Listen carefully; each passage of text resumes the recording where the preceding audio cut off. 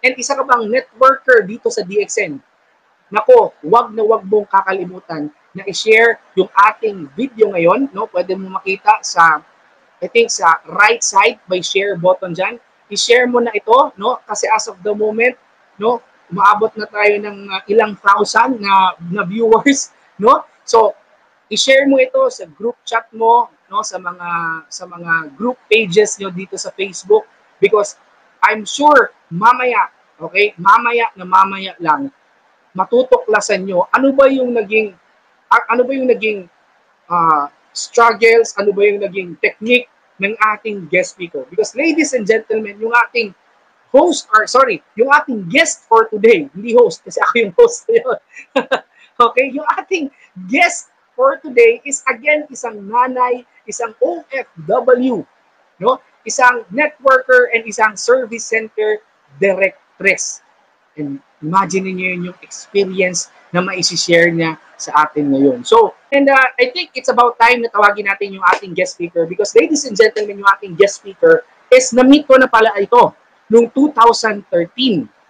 Okay? Noong 2013, dito din po ako na nag-DXN na din talaga. Dito ko po siya na-meet before sa Luzon, and pupunta po kami ng Malaysia sa farm visit, sa free farm visit namin sa Malaysia, kung saan nakita namin yung Ganoderma lucidum.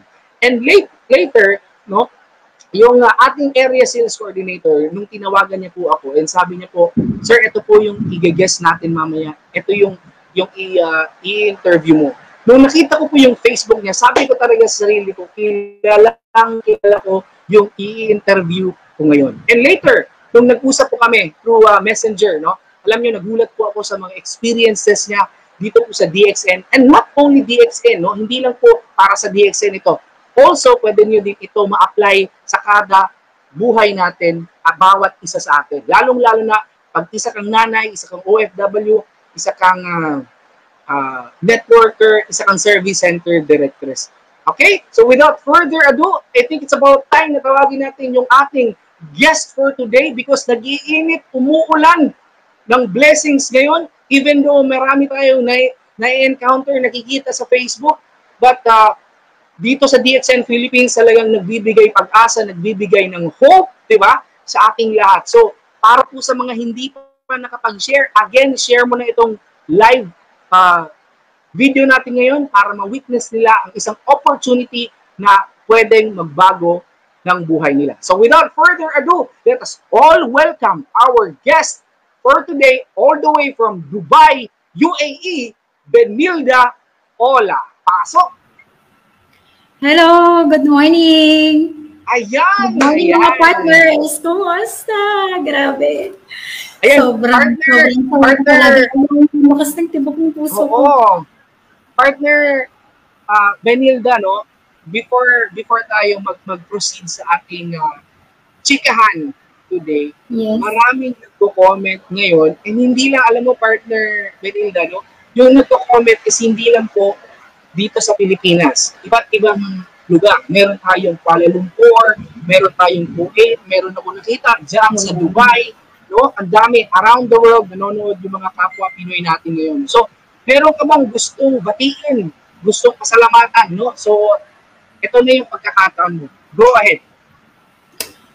First of all, thanks God. Really, I'm so thankful talaga.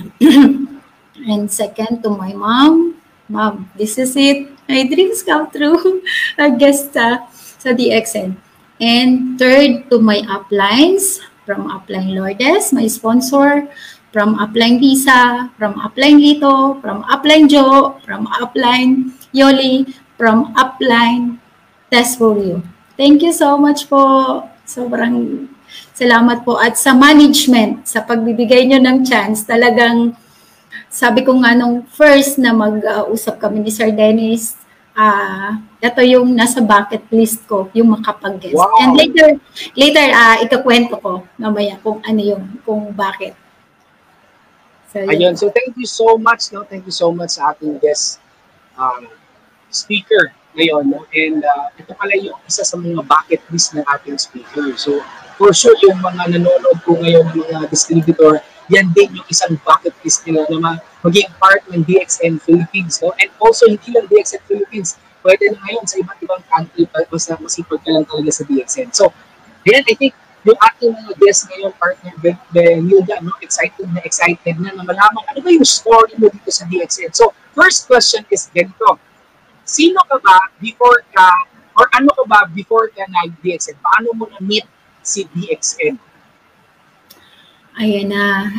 Ito yung palagi kong kinikwento before. Every time may house meeting kami, kahit pikit ako, kahit siguro natutulog ako pag pinagkwento kung paano ko na-meet yung DXN.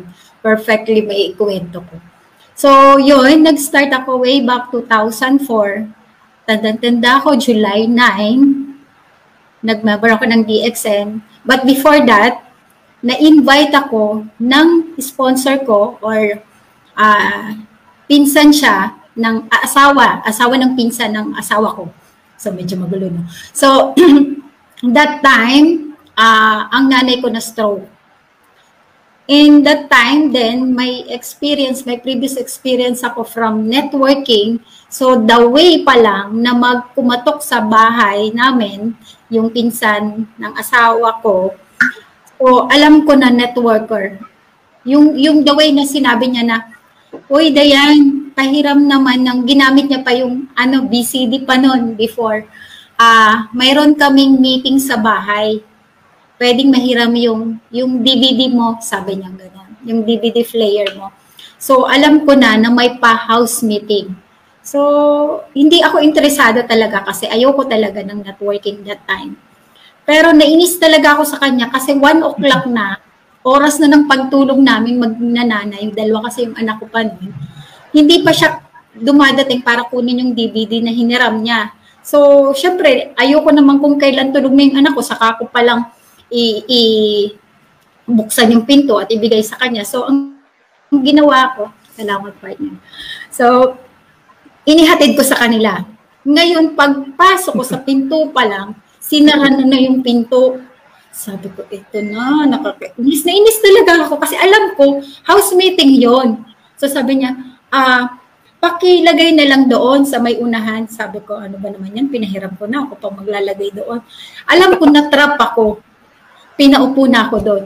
So habang nagha-house meeting, ang speaker nun si Upline Lisa, kinukontra ko, mayabang talaga, super yabang ako kasi from previous company, medyo nakaposition ako ng konti. So, talagang mayabang, iniinis ko siya. Pero nung huli talaga, yung kape, tapos yung membership, tapos yung King of Herbs, sabi ko, doon ako nag-start ng katatanong. Tanong na ako ng tanong. Hanggang nag-alisa na lahat ng mga guests, yung mga umattend, nandun pa rin ako. So, doon ako nag-start na mag-DXN. Ayun, so, kasalanan pala talaga ng DVD yun, di ba? Kung hindi dahil sa DVD, wala tayong host or guest ngayon, okay? So, kanina, meron kang na-mention, no? Meron kang na-mention partner, Benita, na noong 2014 ka nag-join, tama ba? 2004 ka nag-start nag-DXN because of your mom na merong sakit before. So, pwede mo bang makwento sa amin? Kasi, nung usapan kasi natin kanina, yung gusto mo lang, or isa kang mahiyain, tama ba? Isa kang mahiyain na nanay. Super. Isa kang nanay na dati, 2 lang yung anak mo, ngayon 5 na. So, pwede mo bang makwento sa amin, ano talaga yung main reason bakit ka nag-DXN? Go ahead. Yun na nga, aside, kasi yung mami ko, since single parent siya, so talagang, tapos magka-separate kami ng town. So, nung na-stroke siya, parang palaging akong kinakabahan kapag may mga long distance that time. Kasi, syempre, bilang anak, gusto natin na yung parents natin laging masigla, malakas. So, nung makita ko yung DXN, since talagang positive naman talaga kami sa mga herbal, sabi ko, hindi ko na kailangang i-research kasi andun na king of herbs siya. So kung okay naman siya dun sa iniinom niya before, what if this one, yung Ganoderma na nga. So dun ako nag-start. So sobrang excited ako. Talagang after few days or parang Thursday yun o Friday, next Saturday, ako na yung nag-insist from Lucban, Quezon, na pumunta ng Lucena City. Kasi sabi ng speaker, ay meron tayong service center sa Lucena. So, may training doon ng Saturday. So, ako talaga yung nagpumilit. Nag-invite na agad ako. Tapos, alam nyo ba, yung 875 na membership noon, tinago-tago ko pa yon. Ang sweldo ng asawa ko dati, 1,000 plus lang per week. So, 875, imagine, kinupit ko yon para lang ipagpa-member ng DXN. Wow.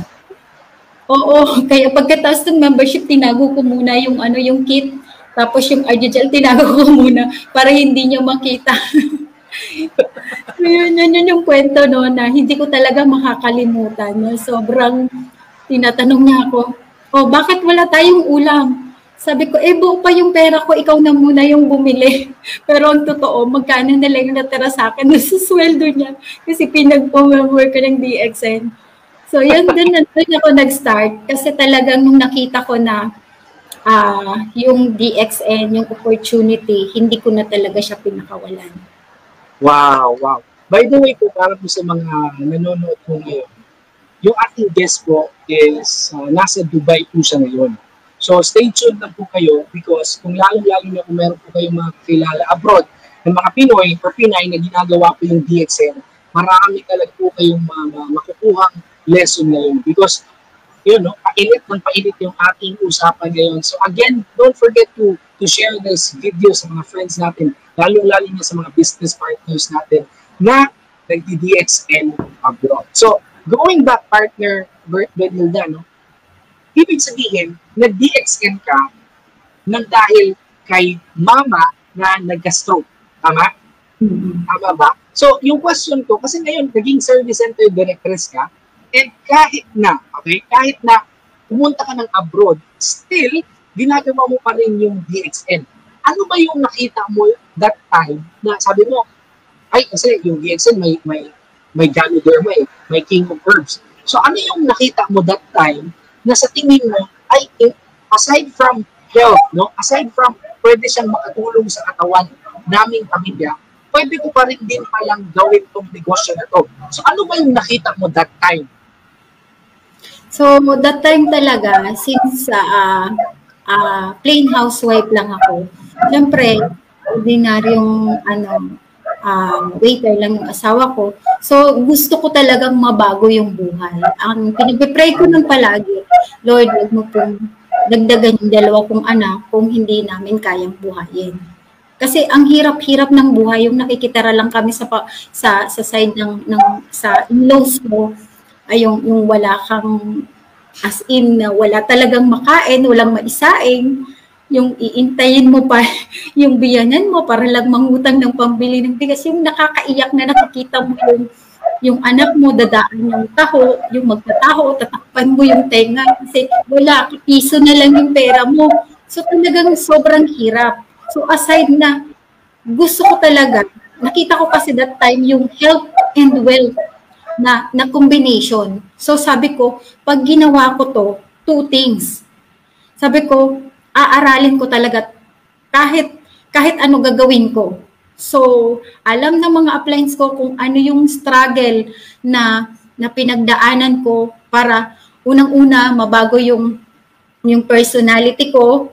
Inatenan ko talaga yan ng mga training, kahit anong training, sinacrifice ko yung mga merienda para lang ipunin na pamasahe pa Manila, pag-attend ng training, kung saan may training. Yung habang naglalaba ako, minimemorize ko yung 5%, 6%, yung marketing plan. So, pagbabalikan ko talaga yung kung ano ako before, walang rason. Yung gusto mo, yung goal mo sa buhay mo.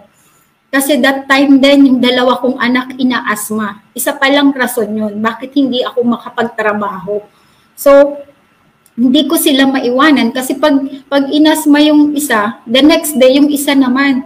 So hindi wala akong tulog, babantayan ko sila, papatulugin ko sila sa dibdib ko para lang maging okay yung pakiramdam nila.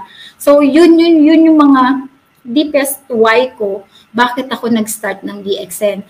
Yung nanay ko na stroke, na nag-isa lang talaga siya, na nagtaguyod sa aming magkakapatid, sabi ko, kailangan ko, hindi porke nag-aasawa ko ng bata pa, doon na mag-stop yung buhay ko. So, talagang pinilit ko na baguhin yung personality ko.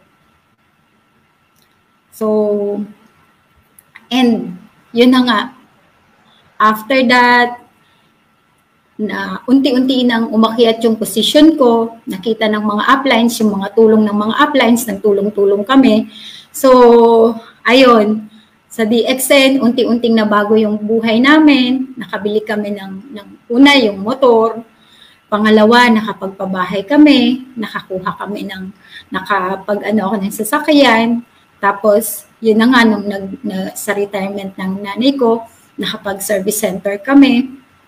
And doon ako natuto talaga na unti-unting nabago talaga siya, as in, halos 365 ng degrees ng buhay ko na bago. From simpleng-simple lang na dati nagbabarbecue lang ako dun sa kanto para lang kahit papano may pangdagdag na pambiling pagkain or panggatas yung anak ko. Yun yung mga pinagdaanan ko na talagang sabi ko nga nun, ang daming mga hindrance, struggles, na andyan yung mga in-laws mo, yung mga kapitbahay mo, yung mga relatives mo, lahat sila negative. Na paglalabas ako ng bahay, tinatawanan nila ako kasi syempre kailangan mong mag-bis ng maayos kasi magha-house meeting kami noon, bit-bit ko si thermos, bit-bit ko si TV, bit-bit ko si whiteboard. So yun yung mga pinagdaanan namin ng mga uplines ko na pagbabalikan ko ngayon, nangingiti lang ako, lalo na kapag may mga nanay or may mga prospects na nagsasabi na hindi nila kayang gawin ang DXN. Natatawa lang, nangingiti lang talaga ako. Kasi sabi ko, kung alam mo lang yung mga pinagdaanan namin, paano kami nakarating sa kung ano kami ngayon, paano nabago yung buhay namin, and sa sarili ko talaga, yung personality ko, na from doon, hindi ko inaakala na sabi ko nga kanina, yung sa sobrang mahiyain ako, andyan yung mga batchmate ko nung high school, nung elementary. Sobrang mahiyain ako. Ako yung tipo ng, pag pinagalitan mo sa school, pag pinagalitan ng teacher yung katabi ko, next day, ako din hindi na papasok kasi feeling ko, galit din sa akin yung teacher ko. Or magpapapara ng sasakyan, yung paghingi ng sukli, sa sobrang mahiyain ko, hindi ko na kinukuha. Yung maghihintay na lang ako na may bumaba kasi nahihiya ako magpapara. Ganun talaga ako, super. Andyan lang ako sa isang sulok. Pag hindi mo ako kakausapin, hindi talaga. So, sobra. Yan yung nagawa ng DXN sa buhay ko. Wow, so talaga namang wala talagang imposible, no? Pag once meron kang pangarap sa buhay. So talagang madadala mo yung TV, madadala mo yung thermos, daladala mo. And talking about ito, meron kang na-mention, partner Benilda, na nung una, no, nagbebenta ka lang ng barbecue sa labas, to the point na nag-DXN ka, syempre yung BS mo, iba na eh. Kasi isa ka ng negosyante nung nag-start ka ng DXN, di ba? Iba na yung get up. No? And then pinagtatanungan ka ng mga kapitbahay mo. Meron kang na-mention last time, kanina, no, na habang nag-uusap-usap tayo through Messenger, meron kang na-mention about, kasi ginawa mo yung DXN eh, di ba? Alam natin ginawa mo. And isa ka ng SSD, no, para po sa mga nandito po ngayon, yung ating guest speaker, no, isang senior star diamond po dito sa DXN. And hindi po basta-basta maging senior star diamond kung hindi mo trinabaho. Tama ba, partner Benilda? Diba?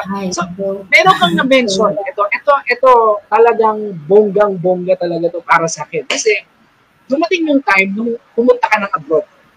Diba? Nung pumunta ka ng abroad, meron ko na-mention kanina na bumibili ka lang personal para sa kalusugan while nandyan ka sa abroad.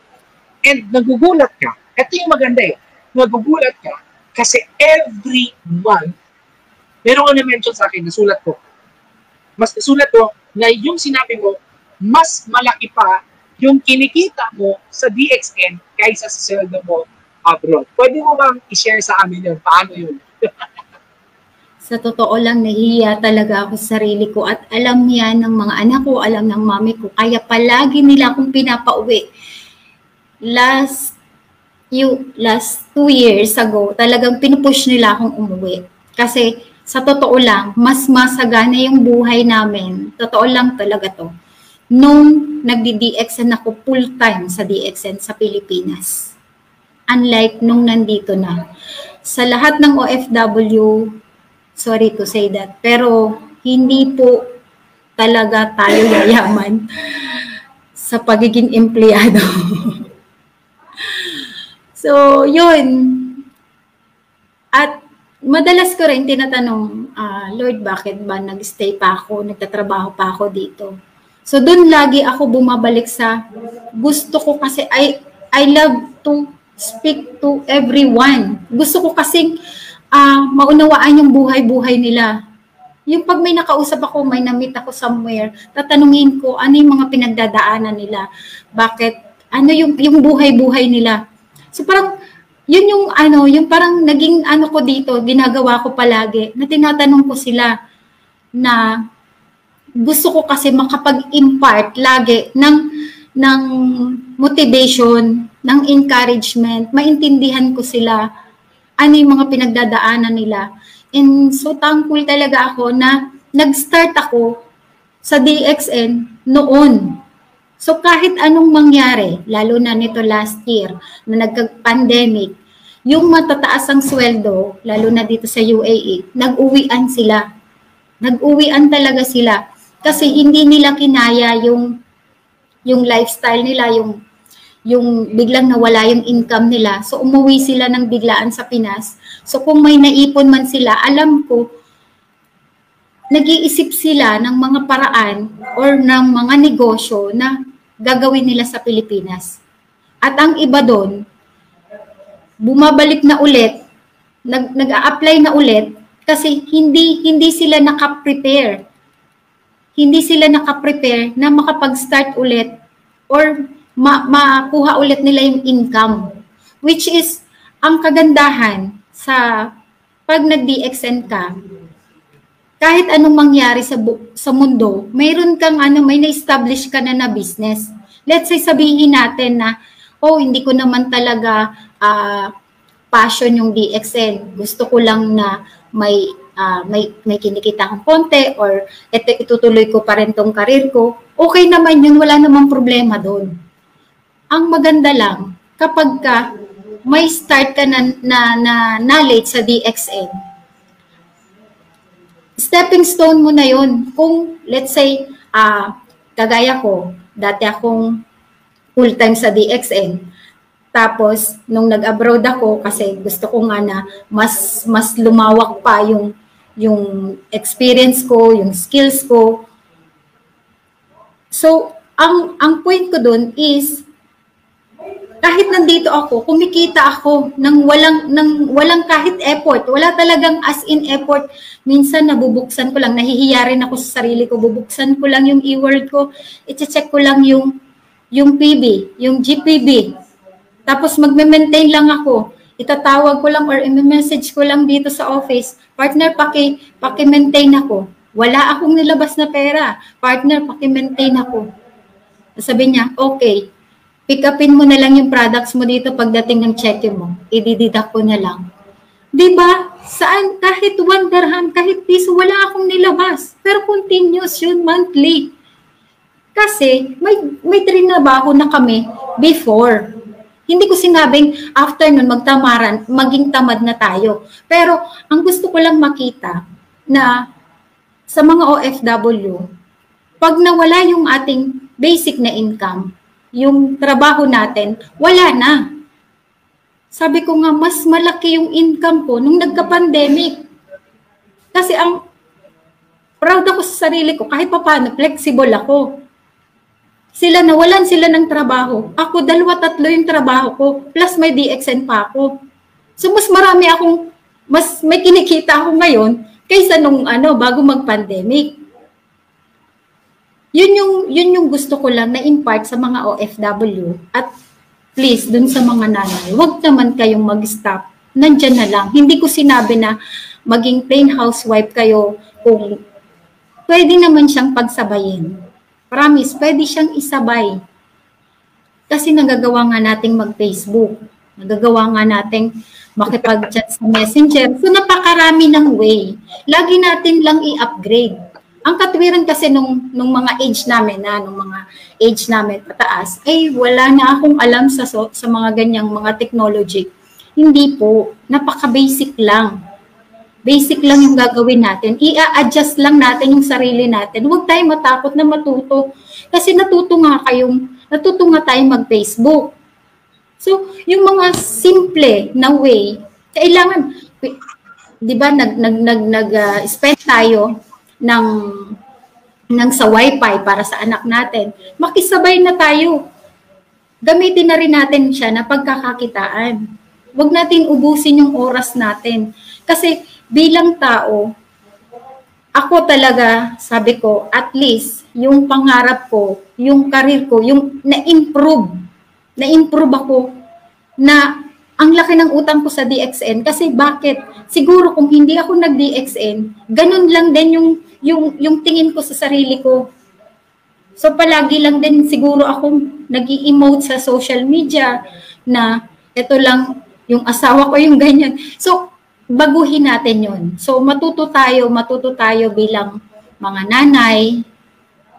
Marami po tayong, kasi sino yung madalas, i-check nyo, sino yung madalas na nasa FB, sino yung laging online.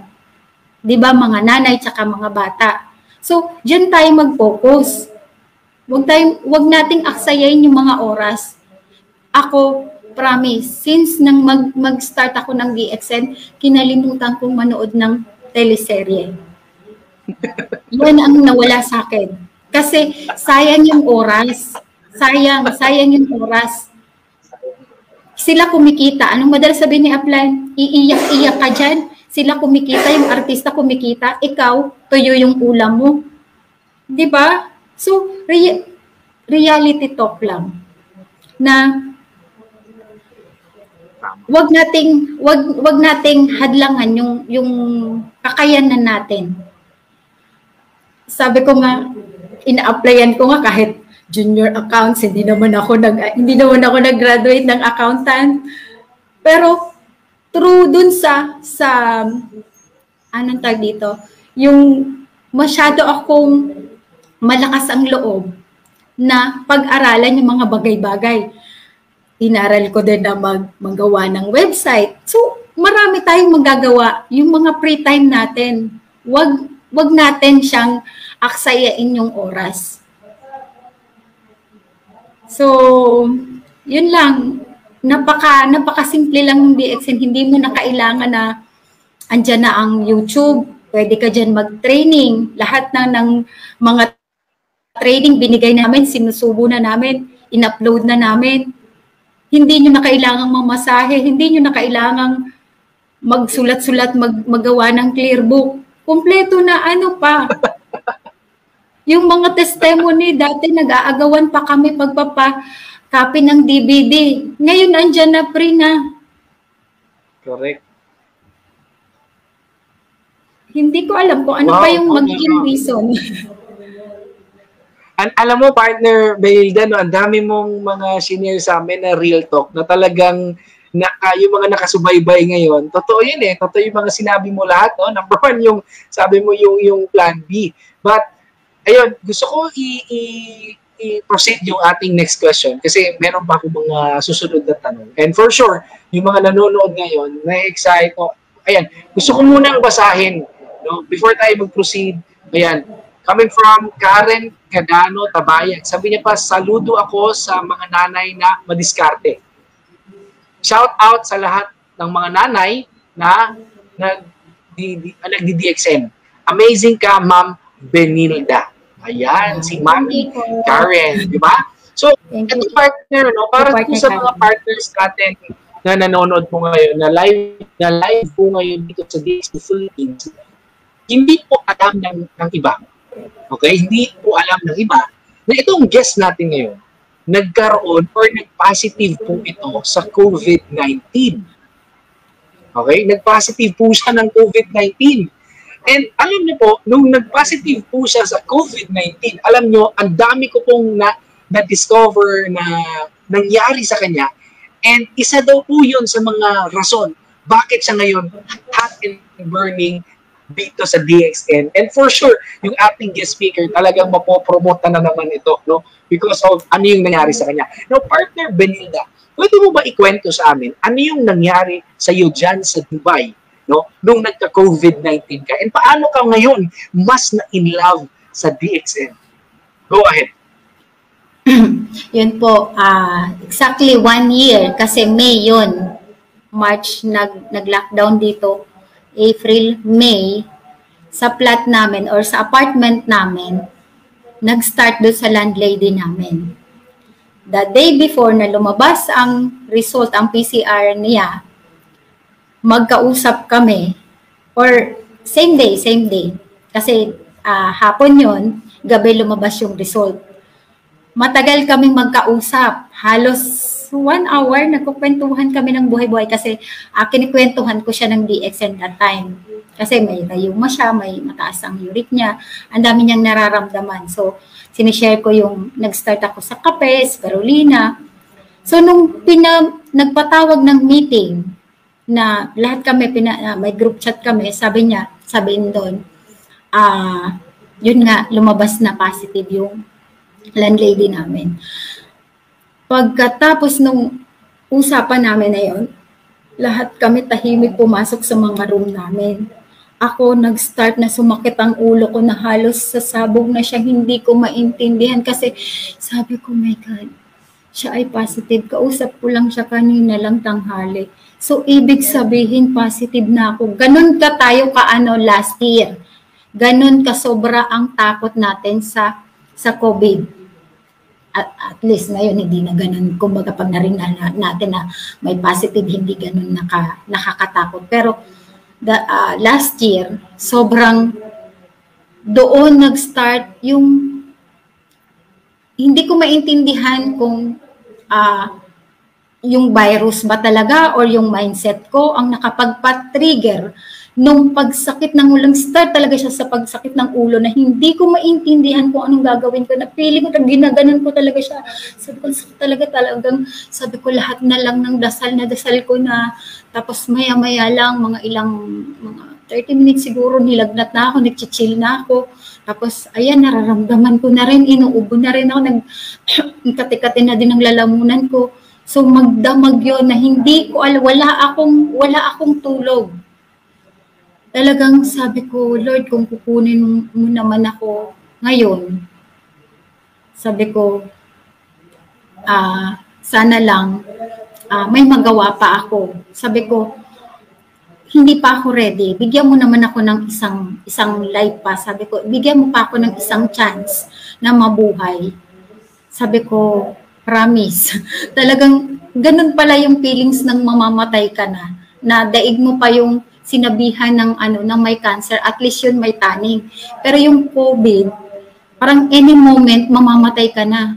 So, nag-start ako ng umaga, nagme-message sa lahat, sa nanay ko, sa kapatid ko, sa mga anak ko, na namamaalam ako, pero hindi ko sinasabi.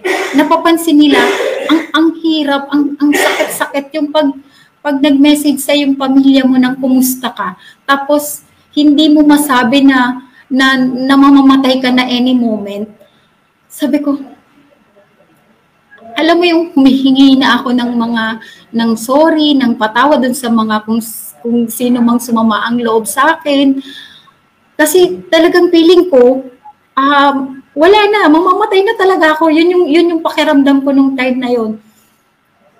And yun yung time din na bigla kong naisip na sabi ko, DXN ako. Kumbaga, wala ka ng wala way out. Sabi ko, DXN nga pala ako. Yung 200 dirhams na natitira sa wallet ko, i-message ko yung kaibigan ko, sabi ko, pakibilhan mo naman ako ng DXN, hindi lang kami makakalabas kasi dito sa, binabawalan kaming lumabas. Pero hindi ko sinabi na positive kami doon. Ayun, binilhan naman niya ako. Sabi niya, oh, nasan ka na? Sabi ko, mimit lang kita sa baba ng building. Bakit? Ba't ayaw mo akong papasukin? Kahapon lang nandyan ako. The day before kasi nandun siya sa bahay namin. Sabi ko, bawal nga kasi nagpa-spray, nagpa-linis, ganyan. Ang dami kong nagpa-disinfect, ang dami kong dahilan. Tapos nung pagkaabot ko, sabi ko, umuwi ka na. Sabi niya. Tapos, yun, talagang wala ang bilang yung spirulina, yung rosel. Alam mo yung parang imaginein mo yung dying talaga na hopeless ka na kahit ano pala, sabi ko nga kahit lason na makakagaling, iinumin para lang para lang mawala, kumbaga makasurvive. Kahit ano. Tapos ayan na, talagang yung spiritual song, maghapon ko yung pinapatugtog kasi ayokong makarinig or kung baga gusto kong ma-divert yung utak ko kasi every time na maiisip ko na mamamatay ako any moment, talagang iyak ako ng iyak. Tapos pag tumatawag ng video call yung anak ko, hindi ko iniano yung camera or sasabihin ko lang mamaya na may ginagawa ako. Alam mo yun yung pinakamahirap na part sa OFW. Yung itago mo, yung sitwasyon mo. Kaya peace lang po sa pamilya ng mga OFW. Wag nyo nang anong tawag dito? Wag nyo nang ipatulpo kung may, hindi, joke lang. Kung may mga konting problema, wag nyo na pong dagdagan pa yung stress. Kasi kami dito, tinatago lang talaga namin. Masyado kaming ipokrita sa mga, let's say, kung nag-post kami ng ganito, kunyari lang yun para hindi nyo kami kaawaan. Pero sa totoo lang, iba yung nakikita nyo sa social media kaysa sa ginagawa namin. Ayaw lang namin madagdagan pa yung kumbaga gusto lang namin pakita sa inyo na okay kami. Yun yung point ko na talagang sabi ko ang hirap na at least sila doon, marami silang magkakasama. Ako, wala, yung bumpangon ako kasi yung nag-iisa ko nakasama sa room. Nung makita niya yung sitwasyon ko, iniwan talaga niya ako, nagmadali talaga siyang pumunta ng accommodation nila. So alam mo yung masama yung pakiramdam mo, gusto mong uminom ng tubig or mag-init ng tubig, wala kang mautusan, nanginginig yung katawan mo, ikaw yung kikilos para lang gawin yung mga ganong bagay. So nung nakatake naman ako, yun yung pinakamaganda na part. Sabi ko nga, kasi nung umaga hanggang nung tanghali na bago ako makainom, kinukulit ko ang DHA dito, Dubai Healthcare, na kunin ako, i-pick up ako or i-schedule ako kasi alam ko positive ako. Ang gusto nila, magpa-PCR ako, magpa-swab test ako. That time, 500 dirhams ang pera ko. Wala na nga, 500 dirhams ang PCR tsaka yung charge sa doktor. 200 lang yung pera ko, binili ko pa ng DXN. So wala, sabi ko, saan ako kukuha? Wala kaming sweldo, wala kaming, yun yung isa pang pinakamahirap kapag OFW ka at wala kang savings. Noon ko nalaman na wala akong health insurance. Kaya sumama ang loob ko dun sa employer ko. Ang hirap talaga na wala kang assurance, walang ibang tutulong sa'yo, kundi sarili mo lang. So sabi ko doon sa DHS, sa kausap ko, anong gagawin namin? Anong gagawin ko dito? Sabi niya, i-monitor mo lang yung temperature mo. Sabi ko, sa isip ko, gagaling ba ako kung malaman ko yung temperature ko, 38, 39, nagpa-fluctuate. Tapos nung dinamihan ko na nga yung take ng spirulina, ng rosel, and prayers, napakaraming prayers, na sabi ko, Lord, gamitin mo tong produkto na to para at least mabigyan pa ako ng panibagong ng buhay. Sabi ko, kung talagang will mo na mabuhay pa ako, gamitin mo ang produkto na to para maka-survive ako. So, awa ng Diyos, wala pang 30 minutes, so 1 hour, nag-subside yung lagnat ko from 30 amazing 36.6. So, dahil minomonitor nga kami, anong sabi ng DHA, kung yan ang lagnat mo, ituloy mo na lang kung ano yung iniinom mo. Hindi niya tinanong kung anong iniinom ko. Imagine, wala silang inirecommend na kahit na ano. So, yun, parang as in magic. Talagang masasabi mo na yung halos dying ka na, tapos biglang wala lang. Parang nagdahilan lang ako. So yun yung turning point ko na sabi ko, 21 days yun na hindi ko pinapaalam kasi nag-self-quarantine kami doon. So wala akong pinagsasabihan na positive ako. So ang ginawa ko, from 6th floor, naghahagdan ako. Pag umaga, nagpapaaraw ako, nag-jogging, nag-walking ako. Tapos yun, maraming tubig, take ng spirulina, ng Rosel, ng coffee, yun lang meron ako. Kasi imagine that time, wala RGGL or the Rishi powder. So, sabi ko, kailangan ko na talagang gawin yung DXN, kailangan ko na ulit siyang i-start na i-focus. So doon na ulit. Doon nag-start na motivate ulit ako, mas seryosohin siya kasi sabi ko, paano kung hindi ako nag-DXN? Yun yung tanong ko, paano kung hindi ako nag-DXN? Ano ko? Sino?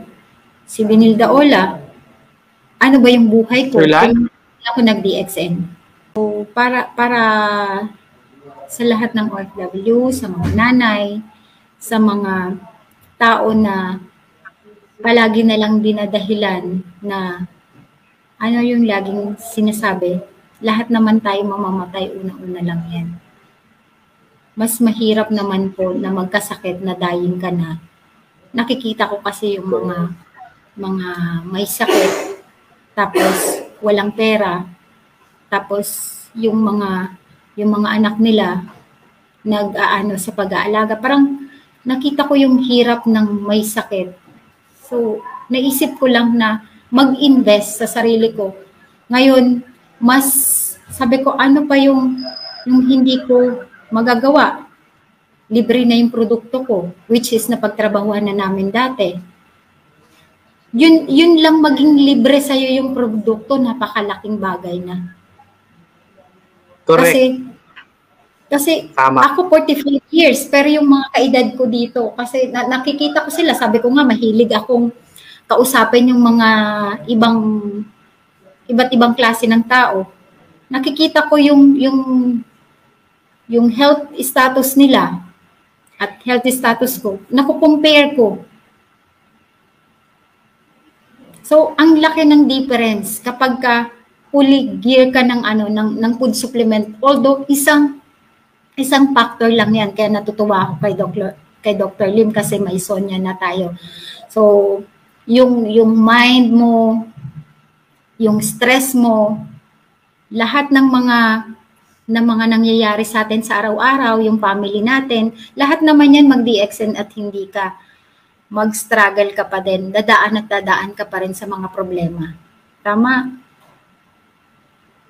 So, ang point dun is, hello partner, bakit hindi mo gawin? Bakit hindi mo palitan lang yung kwento mo? Or mag-exert ka lang ng, kasi siya parang mission mo na tulungan din yung kapwa mo. kwento lang. Hayaan mo lang siya na huwag mong damdamin kung maniwala o hindi. At least na ikwento mo, na share mo. Ako hindi ako nahihiya na mag-share sa Facebook ng activities ko. Kasi yun yung way ng pinopromote mo yung sarili mo. Pinopromote natin yung sarili natin. Sabi nga, makikilala, kung gusto mo makilala ang isang tao, tingnan mo yung Facebook profile niya. Kung ano yung nilalaman ng timeline niya. Nung nag-DXN naman ako, sabi ko nga, ibang-iba na yung pananaw ko sa buhay, mas hindi na ako anong tawag dito? Nag-entertain ng problema. Although maraming mga problema na nararanasin natin araw-araw, hindi ko na siya masyadong ini-entertain. Ang iniisip ko na lang lagi is gawan siya ng solusyon, hanapan siya ng solusyon. So, yun, napakalaking impact na nababago yung natin, yung personality natin. Hindi lang yung health, hindi lang yung status, yung financial status.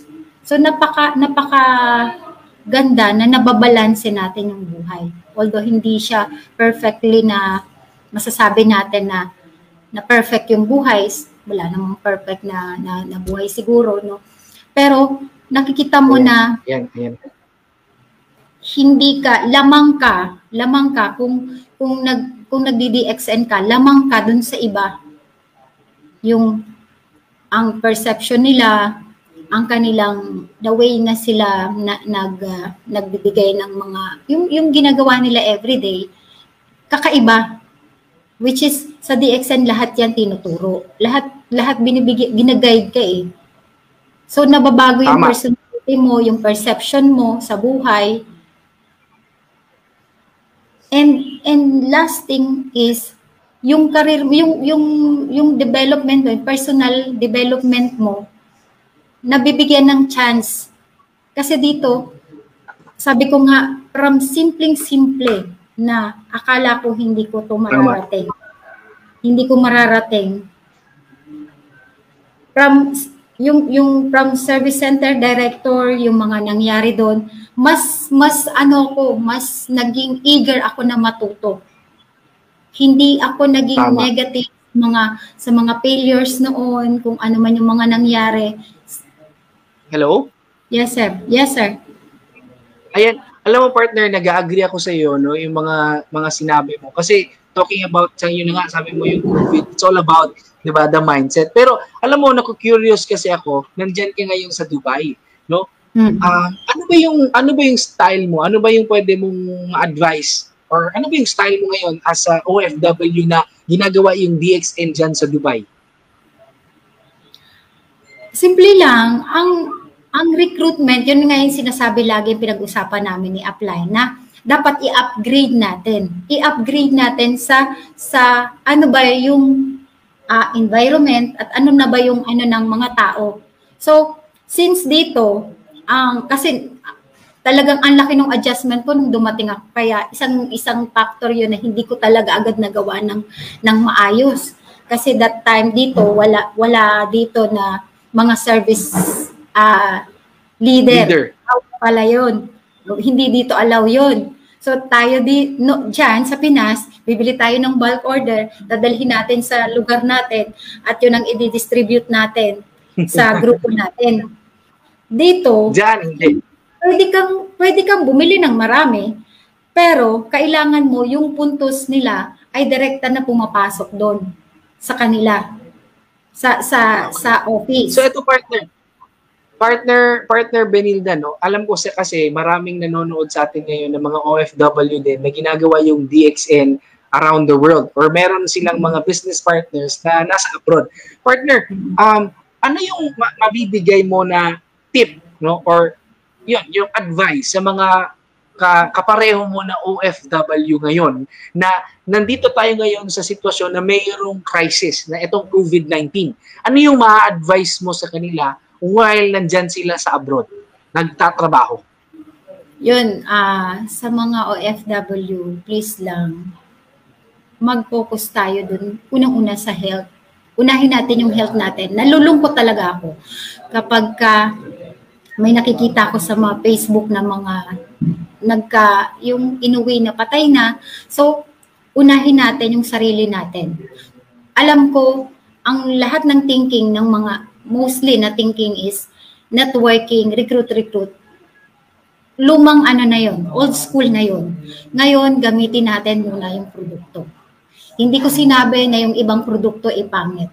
Pero, as per 2004, up to now, wala pa akong nakita na ibang company or ibang distributor na palagi akong nire-recruit, tapos sasabihin ko lang, o sige, balikan mo na lang ako kapag okay, na-establish mo na yung ano mo at nakita ko na okay ka. Wala pang bumalik. So, ibig sabihin ko lang, pinopromote ko yung DXN kasi bakit? Nakita ko na sa sarili ko. Kung produkto, sabi ko nga, nung nag-start ako, King of Herbs, yung cost ng ano, compare sa ibang herbal, yung presyo, yan lagi eh. Ano ba yung quality ng products natin, ano ba yung presyo, yan yung laging tinatanong ng mga tao. At gaano to ka-effective. So sabi ko nga, dyan pa lang winner na tayo. Gamitin lang muna natin.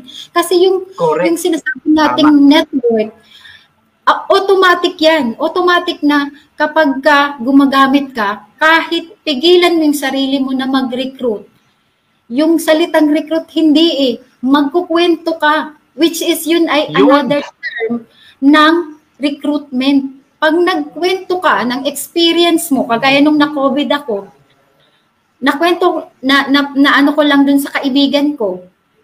Sabi niya, Mare, yung nasa Saudi, Mare, i-message mo si ganito kasi yung asawa niya ay nag-positive. Ngayon, sinend sa akin yung video, partner, sorry na-share ko yung ano.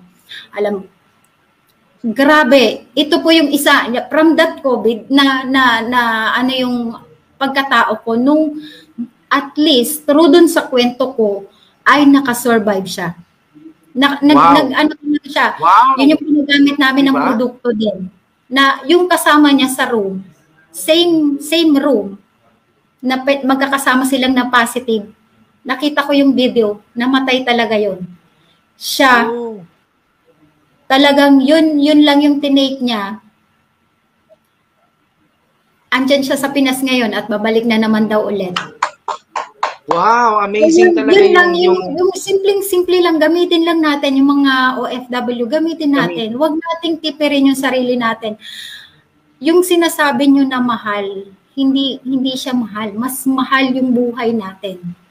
Ako sasabihin ko, hindi ako ganun ka financial ngayon. Yung kumbaga, hindi ko masasabi nag-abroad ako 6 years na marami akong pera. Pero ang masasabi ko, kung ano yung health ko before, at least ngayon yun nandito yung yaman ko eh, yung makikita ko pa rin yung mga anak ko na hindi ako high blood, hindi ako yun yung yun yung pinakamalaking kailangan natin na isalba, yung sarili muna natin kasi tayo yung nagtatrabaho dito. So later on, habang wag nating madaliin. Gumamit ka lang, gamit lang ng gamit. Mag-share ka lang. Kagaya ko, picturean ko lang na nagkakape ako ng DXN. Yun na, hindi indirectly indirectly yung pagre-recruit o pagpo-promote ng product. Kasi ipopost ko lang, I can't go out without my coffee. I can't sleep without my lengthy coffee. Yung mga ganong mga status, yung mga ganong timeline, yung mga simple lang. So ibig sabihin, partner, di ba? Ibig sabihin, partner, di ba? Kahit meron ka lang ginagawa, di ba? Sa daily life mo, pwede mo agad-agad, di ba? Pwede mo, pwede mo agad-agad ma-share yung DXN opportunity sa kanila. Oo, Hello, kasi partner? tingnan ko lang kung sino yung nag-likes. Doon sa post ko, titingnan ko sino nag-likes. Di ba? So, ibig sabihin, ito, partner, ito ha, para po sa mga nanonood po ngayon, 'di ba? Additional tip na po 'yun. 'Yun po yung technique ng ating partner na si partner Belinda. Yung pala yung ginagawa niya. So, para sa mga OFW, sa mga nanay, sa mga partners na nanonood po ngayon, talagang main factor na nandito ka ngayon. But and for anything else, gusto ko lang sabihin po sa inyo na ito pong video natin is recorded. Pwede niyo pong panoorin ulit ito at pwede niyo din i-send ito sa mga partners natin, lalo na kung sila ay isang OFW, nanay, service center directors. And ito pa, kung meron po kayong kakilala na COVID-19, and for sure matutulungan po talaga ng ating topic itong yung mga concern ng mga tao ngayon. But ito partner, no, medyo limited yung ating time. Pero alam mo, very excited ako and very nag-meet tayo ulit dito sa DXN Philippines. Ito lang, ano yung gusto mong sabihin? Any last word sa ating mga partners ngayon na nanonood? Na for sure, na-miss ka, lalong-lalo na dito sa Pilipinas, na-miss ka namin dito. So ano yung pwede mong ibigay sa kanila na last word? But before that, no, gusto ko lang muna basahin. Ang daming nagko-comment dito, no. Isa sa mga nag-comment is yung aking magandang nanay, no. Sabi niya pa, nakarelate daw talaga siya. Sabi niya pa, experience is the best teacher. Grabe din ang experience ng buhay mo, partner. And sabi pa ni Christy Melcher, tama sis, huwag tayo mahiya mag-share. So para sa mga nanonood ngayon, partner, kasi kaso lang limited yung time natin eh. Ano yung pwede mong maibigay or any last word sa mga tao ngayon na nanonood live sa'yo? Go ahead. Partner, shout out ko lang yung mga uplines ko ha. Upline. Go. This is it. Thank you so much. Nagpapa-shoutout sila, Upline Tess, sila Upline Yoli, sila Upline dito, si Upline Joberleo. Thank you so much at sa grupo, sa lahat ng downlines, thank you so much. Ito po, yun nga, lahat naman tayo may ups and downs. Mag-DXN ka o hindi, may ups and downs. Ang importante lang, hindi ka nawawala. Hindi ka nawawala. Wow. Normal lang na mapagod, normal lang na magpahinga, pero huwag kang mawala. Yun yung yun yung doon, huwag kang mawala and focus. Yung ano ba yung passion mo? Ano ba yung, kasi yan yung lagi kong tinatanong sa upline ko. Upline, ano ba yung sekreto, si Upline Yoli? Ano yung sekreto ng bakit parang napaka-effective mo na speaker? Sabi niya, pag magtotok ka, wag galing sa isip, lagi sa puso. So, tinandaan ko yun. From nag-start ako, kahit nagagamit ko yan doon sa trabaho ko, every time na may kausap ako, ramdam nila lagi yung presensya ko, yung kung paano ako makipag-usap. So, at naiinis ako pag may mga clients or may mga distributor or may mga bumibili na, ang galing mo namang mag-sales talk. Hindi po yun sales talk. From true experience. So, huwag kayong mag-alala, yung mga DXN partner natin, malapit na tayong magkita-kita ulit. And yun, piniprepare ko. Ito na po, thanks God talaga, natupad yung pangarap ko. Thanks sa DXN Philippines, binigyan nyo ng chance na, kasi since last year, nung nag-COVID ako, habang yung 21 days ko na nagka-quarantine ako, nagsiself-quarantine ako, sabi ko, gusto ko rin nanonood ako ng everyday ng live stream, ng noon. Wow! Sabi ko, gusto ko din mag-share. And this day, nangyari po yung wow! Thank you po. Amazing. Ito po talaga. Sobra. Magkikita, may surprise kami nila. May surprise kami. Hintay-hintay lang po. May mga piniprepare po kami na So, pasabog. Yun po maraming Hindi naman nawala talaga yung DXN dito. Andito lang kahit saan ako makarating. Ang maganda yung pangarap ko din na makapag-travel, nakakapag-travel. Wow, ayan. So partner Benilda, thank you so much sa mga hindi lang inspirasyon yung binigay mo sa amin ngayon, pati yung mga techniques, paano namin gawin yung DXN, not only here in the Philippines, but also sa mga international na mga countries, no? So, yun, thank you so much. So, and po sa lahat ng mga nanonood po ngayon, maraming salamat po. And ang dami po niyang comment. Magiging busy yung ating partner, Benilda, mamaya sa pagbasa ng mga comments. So once again, ladies and gentlemen, bigyan po natin ng maraming puso, bigyan po natin ng maraming likes yung ating guest speaker ngayon, all the way from Dubai, Benilda Ola. Thank you so much. Ayan, po, bigyan po natin ng maraming likes. Ayun, ito lang ha, but before tayo mag-end, meron akong mga notes na sinulat based po sa sinabi ng guest natin. Isa po sa mga talagang nag-trigger sa akin, yung health ng nanay niya na naging okay talaga sa produkto ng DXN. And sabi niya nga kanina, di ba, hindi mo natin gawin yung DXN. Talagang kailangan natin gawin because number one, yung priority pala talaga nila is yung health. Tama nga naman, di ba?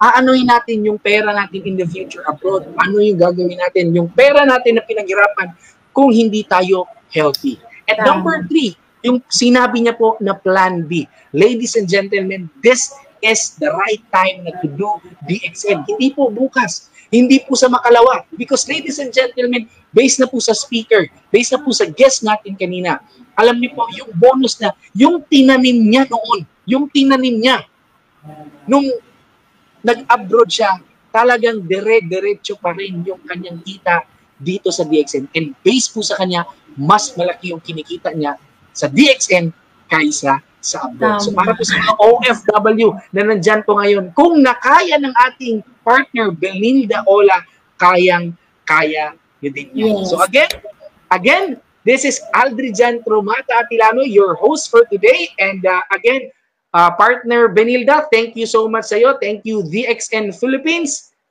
Thank you so much and God bless you all. See you